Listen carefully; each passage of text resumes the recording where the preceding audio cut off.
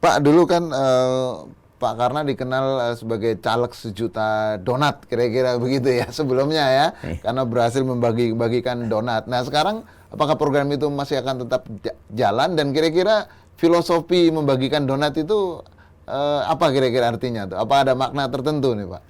Enggak, sebenarnya gini, donat itu kan kebetulan salah satu donat terbesar dan terbaik di Indonesia itu milik teman saya. Ya.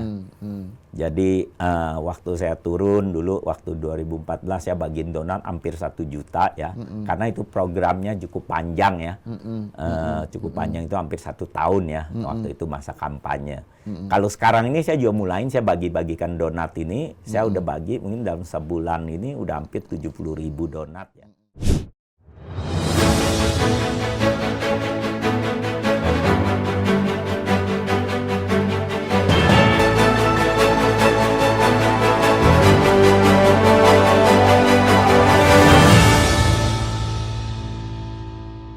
Assalamualaikum warahmatullahi wabarakatuh. Salam sejahtera buat kita semua. Om Swastiastu, Namo Buddhaya, salam kebajikan. Halo Sobat Warta Kota, jumpa lagi dalam program Jakarta Memilih bersama saya, Suprapto Sastroatmojo. Kali ini saya kehadiran tamu, beliau adalah Bapak Karna Brata Lesmana, yang akan menjadi caleg dari Partai PDI Perjuangan untuk daerah pemilihan Jakarta 3 yang meliputi daerah Jakarta Utara, Jakarta Barat, dan Kepulauan Seribu. Selamat datang Pak Karna. Ya. Terima kasih berkenan berkunjung ke studio Warta Kota. Pak, kita tahu Dapil Jakarta 3 ini kan dapil dalam tanda petik dapil neraka lah. Itu di PDI Perjuangan sendiri ada 2 incumbent yang akan maju untuk wilayah yang sama, yaitu Pak Darmadi dan juga ada Pak Charles Honoris. PDI sebelumnya mendapat 3 kursi dari Dapil Jakarta 3. Kemudian partai-partai lain juga banyak tokoh-tokoh yang sudah tidak asing lagi ya. Mungkin Pak Karna kira-kira bagaimana mempersiapkan diri untuk maju di Dapil Jakarta 3 ini? Baik, terima kasih Pak Suprapto ya atas undangannya hari ini. Saya sebenarnya nggak asing di Dapil DKI 3 Pak ya. Saya pernah maju 2014 dari Partai Hanura, lalu 2019 dari Partai Nasdem. Saya waktu di Partai Hanura, suara saya tertinggi untuk seluruh DKI, dan kita punya 10 DPRD. Ya mungkin waktu itu memang belum jalannya. Ya.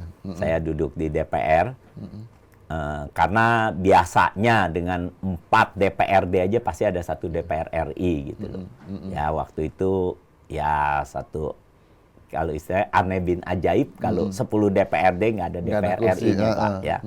Minimal harusnya 2. Tapi ya oke ya, itu sudah lewat. Dan kebetulan juga itu lolos parliamentary threshold ya? Lolos. Ya, lolos. Dan kalanya juga cuma 2.000 suara.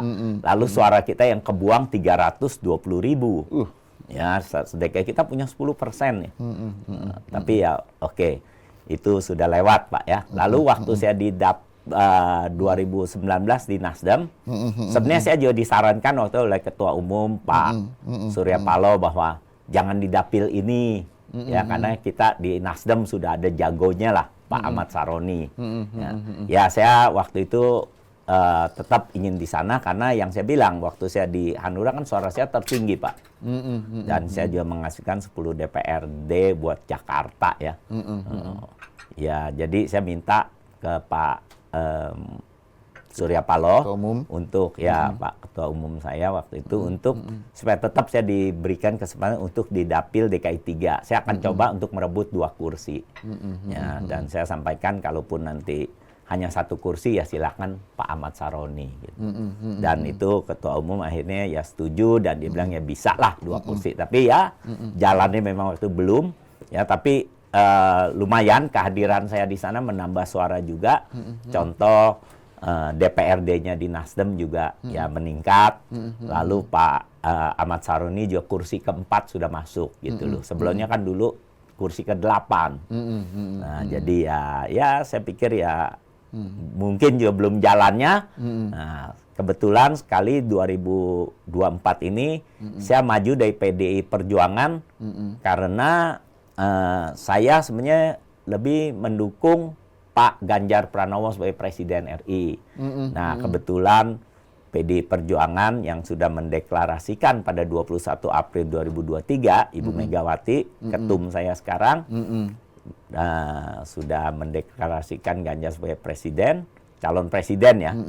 Jadi ya saya masuk ke PDI Perjuangan dan sekali lagi saya minta tetap di dapil yang sama. Ya walaupun tadi Bapak bilang ini kan dapil neraka. Saya sempat ditawarkan, Pak mau ke Jawa Tengah nggak? Saya bilang, ya nggak usah lah Pak, saya tetap di dapil DKI 3, karena waktu di Hanura juga suara saya tertinggi, waktu di Nasdem juga saya nomor 2. Jadi mudah-mudahan ya di PDI Perjuangan ini saya bisa tetap menyumbangkan suara untuk PDI Perjuangan, dan mudah-mudahan bisa mendapatkan ya minimal 3 kursi, syukur-syukur bisa 4 kursi buat PDI Perjuangan. Kalau ditawarin di Jateng itu artinya tidak perlu kerja keras karena tahu Jateng salah satu basis PDI kan. Tapi Pak Karna lebih memilih dapil Jakarta 3 yang kita tahu tadi yang agak cukup berat. Kenapa tuh? Ya jujur aja gini Pak. Saya kan masuk ke DPR RI ingin berbuat sesuatu buat masyarakat ya Pak ya. Saya jujur aja saya bahasa Jawa aja nggak bisa ya Pak. Kalau saya dari Jateng kan lucu ya. Saya pikir jadi ya saya pikir lebih cocok saya tetap di dapil DKI 3 dan saya percaya kalau emang Tuhan mengizinkan saatnya tiba ya saya bisa lah duduk di DPR RI kalau niat saya baik untuk pengabdian ya kepada negeri ini dan masyarakat. Ya kalau enggak, ya enggak apa-apa Pak. Artinya toh saya sekali lagi ke sana dengan harapan saya bisa berbuat kebaikan. Kalau masyarakatnya berasa bahwa memang sudah banyak yang berbuat baik, ya kalau untuk berbuat baik kita nggak perlu berkompetisi sebenarnya Pak. Saya berkompetisi karena saya merasa bahwa masih banyak kekurangan-kekurangan di Senayan sana ya. Jadi mudah-mudahan kalau saya bisa duduk di sana, saya bisa membawa satu perubahan, saya bisa menjadi katalis perubahan, saya bisa berbuat lebih banyak buat masyarakat, khususnya tentu dapil DKI 3 yang sudah mengangkat saya untuk duduk di sana, kalau Tuhan mengizinkan. Gitu. Apa yang dalam pandangan mata Pak Karna yang masih ada kekurangannya dan apa yang akan diisi di Senayan ini?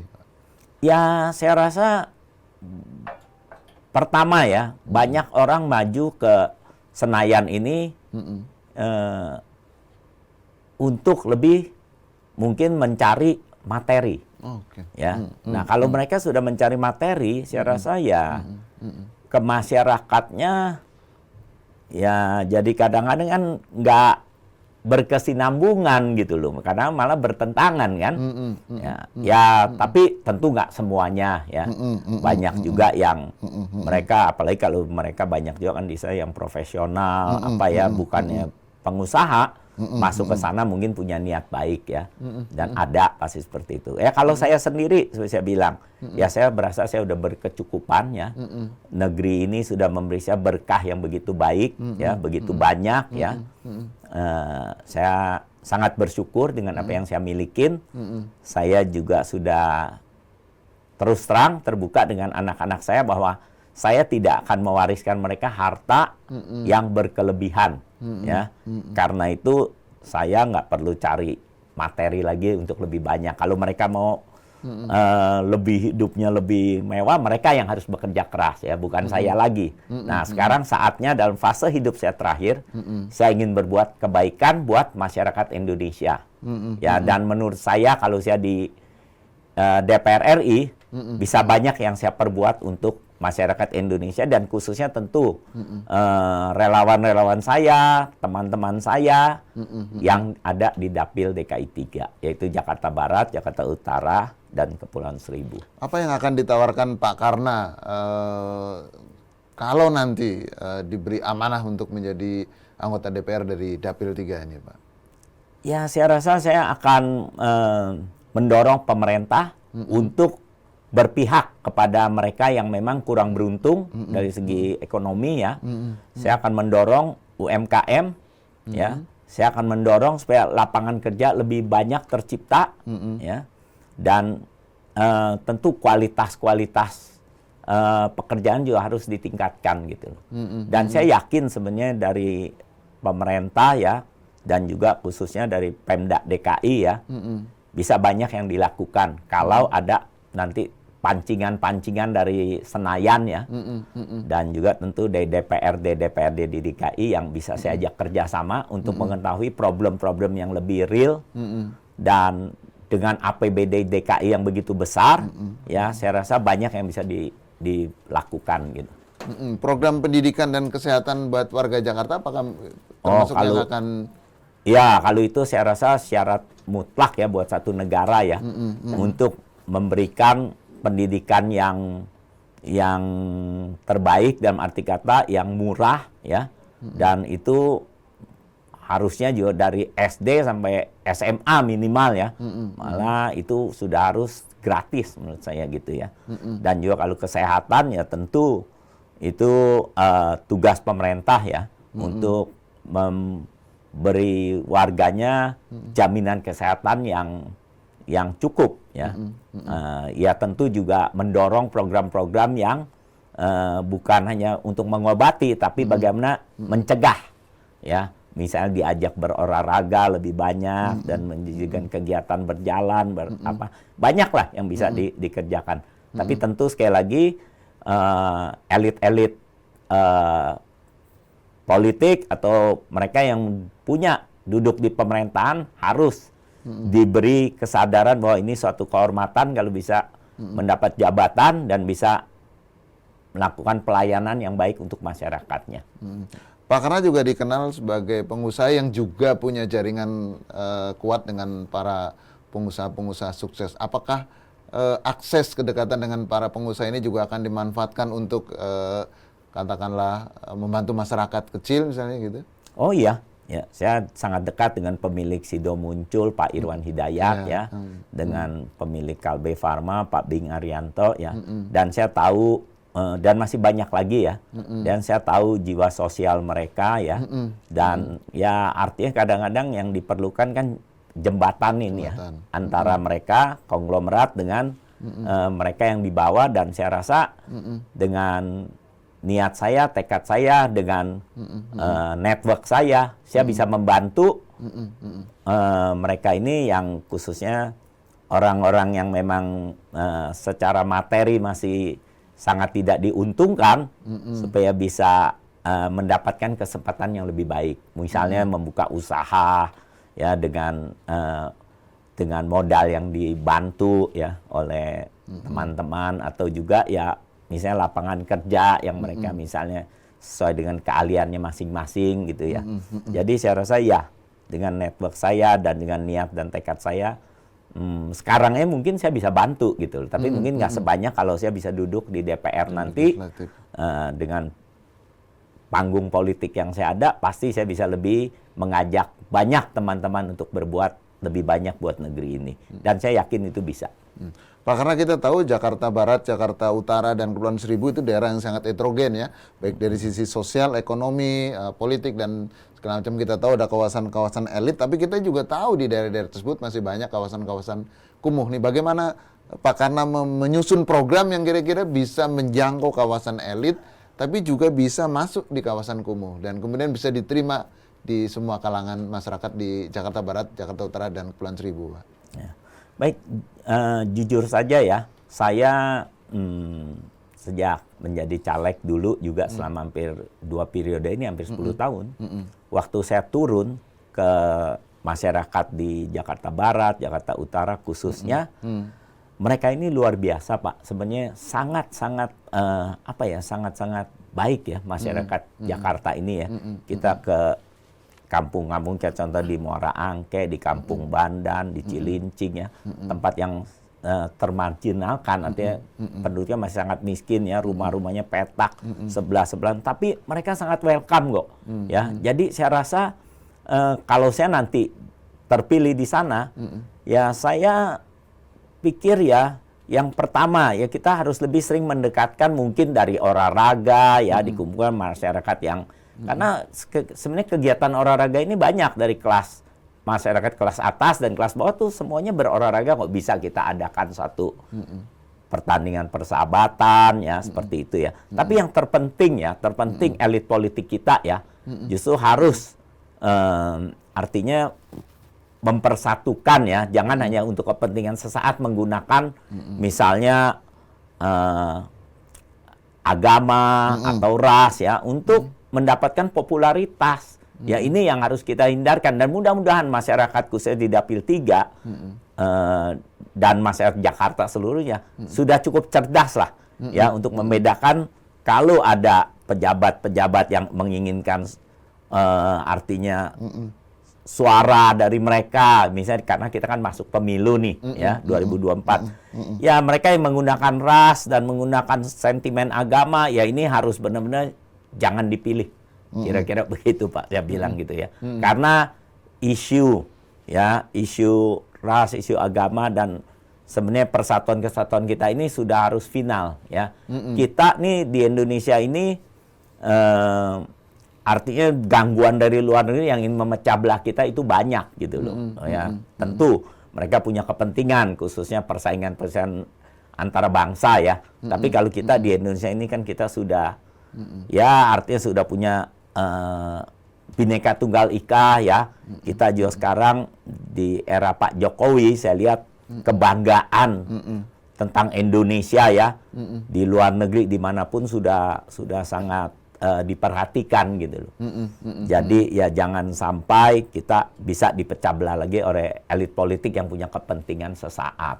Dan untuk program yang saya bilang antara kawasan yang misalnya orang-orang yang memang lebih mampu dan orang yang kurang, ya kalau saya di DPR nanti mungkin saya akan bisa ya membuat program yang bisa ada kegiatan bersama, tapi saling mengisi dan tentu mengisi ini yang punya rezeki lebih banyak lebih memperhatikan yang kurang gitu. Yang kurang mungkin lebih memberikan waktunya yang memang lebih banyak misalnya gitu loh. Ya hal-hal seperti inilah. Ya jadi untuk menjaga persatuan dan meningkatkan persatuan dan kesatuan ini. Pak dulu kan Pak Karna dikenal sebagai caleg sejuta donat kira-kira begitu ya sebelumnya ya karena berhasil membagikan donat. Nah sekarang apakah program itu masih akan tetap jalan dan kira-kira filosofi membagikan donat itu apa kira-kira artinya tuh? Apa ada makna tertentu nih Pak? Enggak, sebenarnya gini, donat itu kan kebetulan salah satu donat terbesar dan terbaik di Indonesia itu milik teman saya. Ya. Jadi waktu saya turun dulu, waktu 2014 saya bagiin donat hampir 1 juta ya. Karena itu programnya cukup panjang ya. Cukup panjang itu hampir 1 tahun ya. Waktu itu masa kampanye. Kalau sekarang ini saya juga mulain, saya bagi-bagikan donat ini. Saya udah bagi mungkin dalam sebulan ini udah hampir 70.000 donat ya.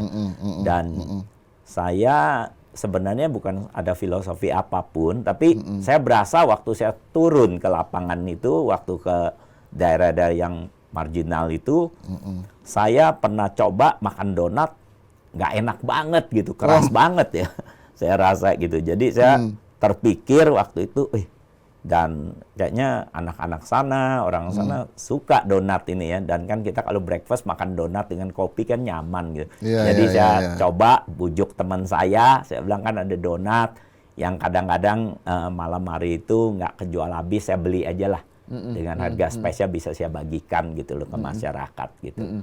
Jadi sebenarnya itu gitu loh. Dan kebetulan juga sekarang kalau saya bagikan sering 2 donat saya tempelin jadi 1 kan, 2 donat jadi 1 itu jadi angka 8 gitu. Kemudian saya nyalek di DPR RI ini dari PD Perjuangan dengan angka 8 ya. Nomor saya nomor 8, nomor urut 8. Jadi 2 donat itu pas kalau dijadiin 1 itu jadi 8 gitu loh. Iya. Angka 8 buat etnis Tionghoa itu terus angka yang hoki ya, karena nggak putus katanya. Iya, sebenarnya artinya itu juga kalau itu kita kan Pak ya, Pak itu fat itu hoki. Ya mudah-mudahan ini nomor hoki buat saya ya. Jadi mudah-mudahan saya bisa jadi duduk di Senayan nanti, tapi mudah-mudahan sekali lagi tentu nomor hoki ini juga bisa bermanfaat buat masyarakat Indonesia dan khususnya tentu mereka yang memilih saya. Karena nggak mungkin saya bisa duduk di Senayan kalau nggak dipilih oleh masyarakat, khususnya di Dapil 3. Iya, nih angka hoki dan mudah-mudahan bisa mengantarkan ke Senayan, dan yang lebih penting adalah bagaimana berdampak kepada masyarakat, kira-kira begitu, Pak ya. Iya.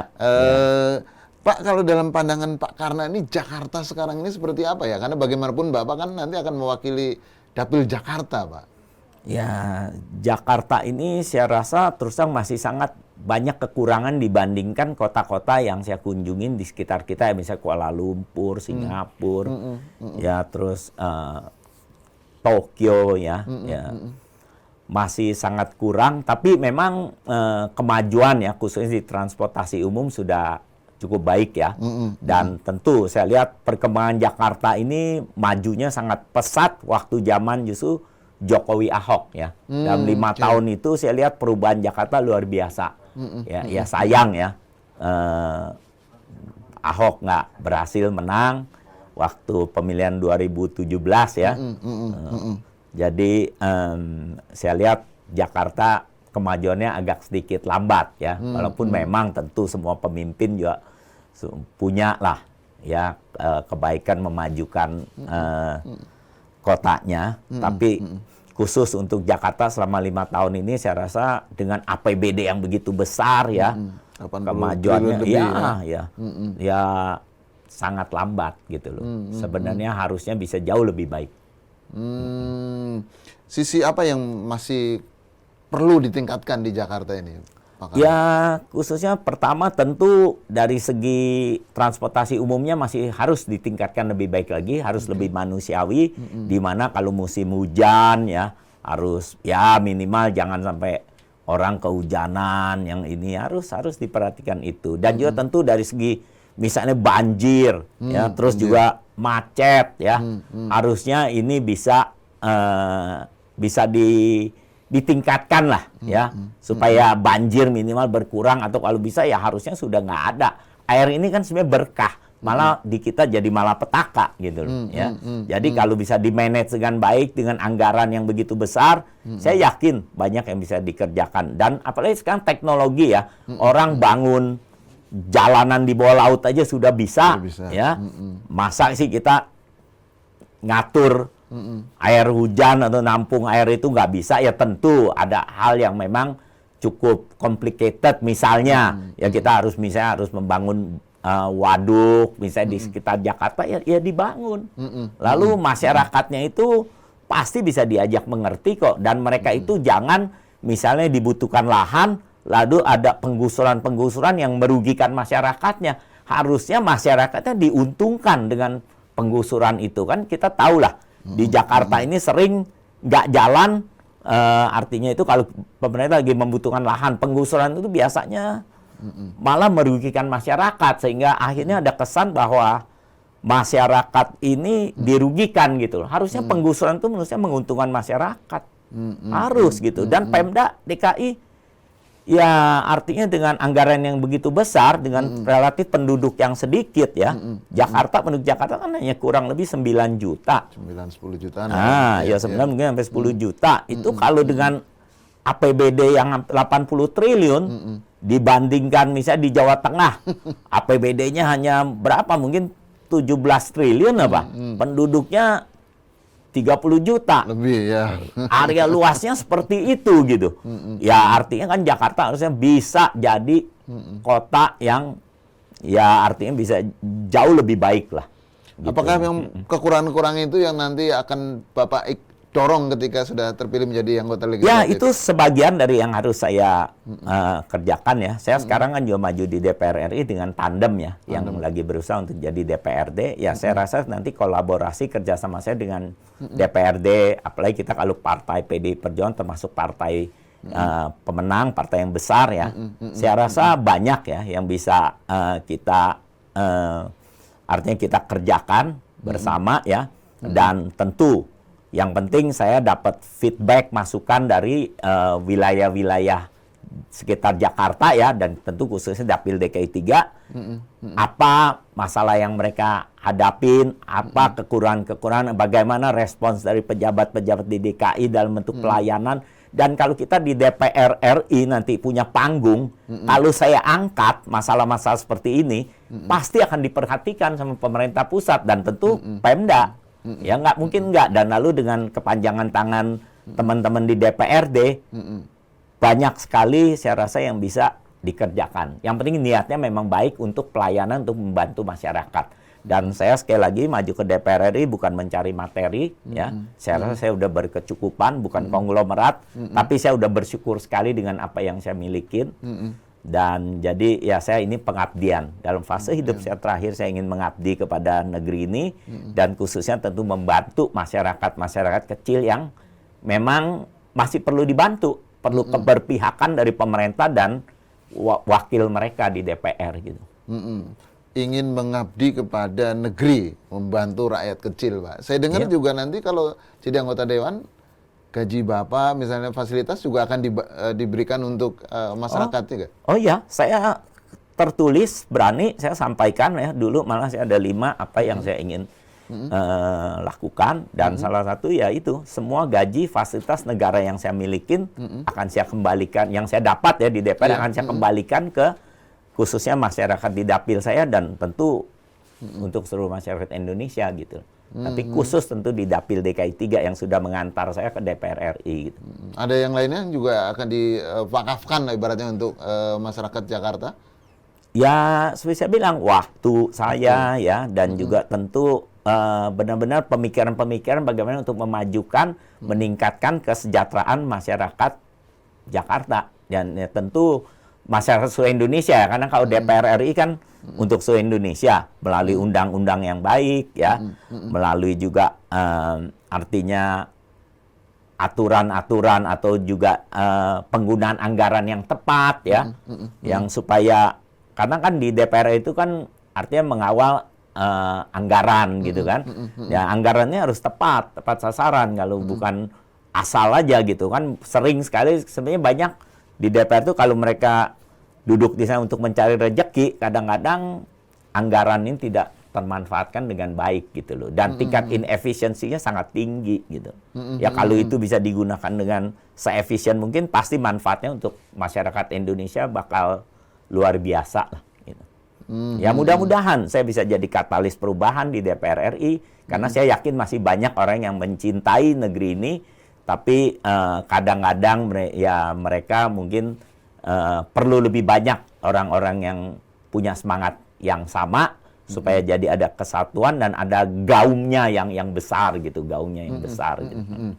Apakah keluarga sudah siap, Pak, kalau nanti katakan Pak karena akan lebih banyak untuk mewakafkan sisa hidupnya untuk masyarakat ini? Ya, kalau sekali lagi kan anak-anak saya mereka tahu, mungkin saya ada passion ya di politik ya, karena itu mereka mau yang penting yang apa yang bisa bikin papa happy lah. Ya, karena menurut saya kalau di politik ini kalau kita nggak punya passion dan kita hanya ingin cari kekuasaan untuk tujuan yang lain, bukan untuk mensejahterakan rakyat, saya rasa karmanya tidak akan baik. Saya percaya karma. Ya. Jadi kalau kita ke sana untuk berbuat kebaikan, apalagi kalau politik ya, karena politik ini yang menentukan kemajuan satu negara. Dan kemajuan satu negara ini yang menentukan peningkatan kesejahteraan masyarakatnya gitu. Jadi ya saya percaya sekali lagi bahwa contoh kita punya Presiden Jokowi ya. Ya, saya rasa dia punya niat yang baik. Ya, mudah-mudahan sampai akhir tugas beliau sebagai Presiden RI, ya beliau akan konsisten selalu dan selalu membuat kita lebih bangga dengan Indonesia gitu. Itu yang sudah dia lakukan gitu. Terakhir mungkin Pak Karna, kita tahu bahwa Jakarta itu ibu kota akan pindah, dan menurut Pak Karna kira-kira Jakarta ke depan ini masih akan tetap sebagai daerah khusus, sebagai daerah ekonomi, daerah pariwisata, daerah pendidikan, atau semuanya kita ambil itu? Ya artinya kalau ibu kota pindah, saya rasa itu gagasan yang tepat ya, dan sebenarnya sudah diutarakan sejak cukup lama ya, tapi belum ada keberanian yang pasti, dan ya inilah hebatnya Pak Jokowi ya.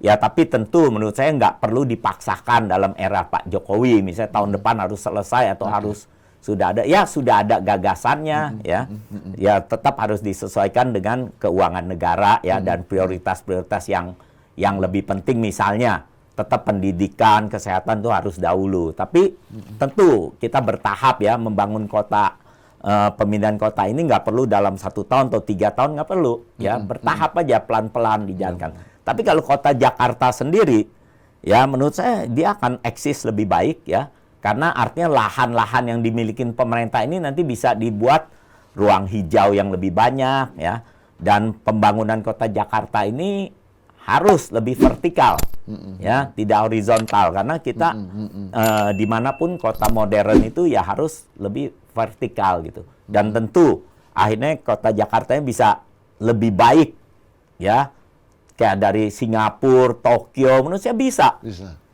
kalau kita dapat ya, mudah-mudahan ini pemilihan gubernur ya, kita mendapat gubernur yang baik ya, seperti kemarin Pak Jokowi dan Pak Ahok, atau lebih baik dari mereka gitu loh ya, supaya percepatan dalam pembangunan itu bisa dilaksanakan gitu. Memang tiap pemimpin pasti ada kemajuan, tapi kalau lambat ya kita nggak akan ngejar, karena kita udah ketinggalan terlalu jauh. Pak Karna juga berminat nanti, katakan sukses di pileg nanti, di pilkadanya. Jujur aja saya mungkin nggak ya, saya pikir saya udah pengen jadi wakil rakyat aja, tapi saya akan mendorong orang-orang yang baik. Tapi kalau saya di jabatan pemerintah misalnya gubernur apa, mungkin nggak usah lah. Sudah kebayang calon-calon yang baik untuk Jakarta? Jujur belum. Tapi ya nanti pada saatnya akan nongol lah. Pada saatnya akan nongol. Seperti saya ketemu Pak Ganjar Pranowo 3 tahun yang lalu, ya saya bicara cuma sebentar ya. Kebetulan dia makan di restoran saya, dan dia tanya saya soal Pak, karena kapan di politik, sudah terjun ke politik. Saya bilang sebenarnya saya nggak terjun di saya sebenarnya terjun di politik udah cukup lama. Saya tim sukses Pak Wiranto, saya bilang waktu itu. Nah, beliau sempat ini bilang, ya mulai besok nggak boleh pakai nama tim sukses karena kamu gagal membawa Pak Wiranto jadi presiden RI gitu loh. Nah, itu saya ketawa, saya bilang ya benar juga Pak. Ya, tapi saya relawan yang sukses Pak. Saya relawan yang berhasil membawa Pak Jokowi Ahok jadi gubernur DKI, lalu relawan yang sukses membawa Pak Jokowi jadi presiden RI 2 periode. Mudah-mudahan nanti saya bisa menjadi relawan Pak Ganjar dan mengantar Bapak jadi presiden untuk 2024 ke 2029 itu. Itu. Oke, terima kasih Pak Karna, bincang-bincang kita di program Jakarta Memilih. Demikian Sobat Warta Kota, obrolan kita dengan Pak Karna Brata Lesmana. Tapi sebelum saya tutup, saya akan berpantun terlebih dahulu. Jalan-jalan ke Kalibata, jangan lupa beli durian. Kalau Anda ketemu Pak Karna, bolehlah warga Jakarta berkenalan. Demikian, Assalamualaikum warahmatullahi wabarakatuh. Om Santi Santi Om, Namo Buddhaya. Salam kebajikan, salam Warta Kota.